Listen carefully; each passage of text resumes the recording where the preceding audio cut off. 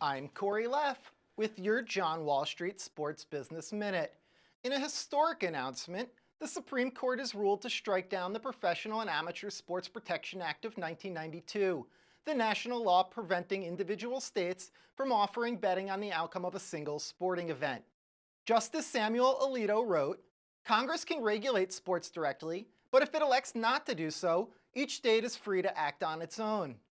The ruling effectively places the decision to authorize sports betting in the hands of the individual states.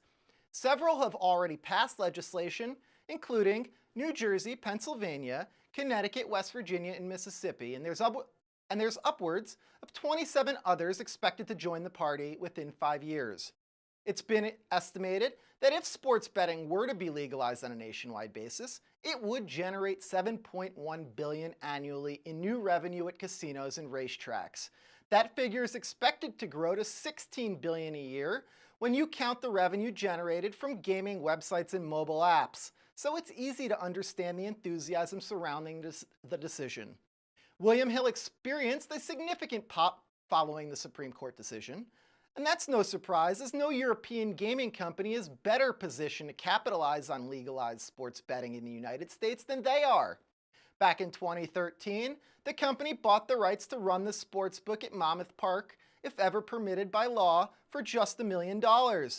That was a particularly shrewd investment considering the minimal capital investment required and the potential payoff they'll now realize as Monmouth expects to take in $750 million annually in sports bets.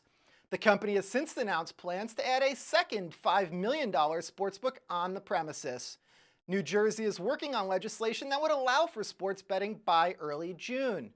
Residents of Mississippi, Delaware, and West Virginia can all expect to be able to place bets at their local casinos by the first Sunday of the NFL season. Major League Baseball put out a statement saying the decision would have profound effects on the sport. But no one is more bullish on legalized sports betting than Dallas Mavericks owner Mark Cuban.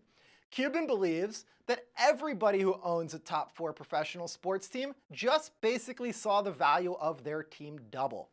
That sounds like an exaggeration to me, but if $300 billion were to be wagered annually, and the leagues got their 1% integrity fee on a nationwide level, they'd be splitting $3 billion annually.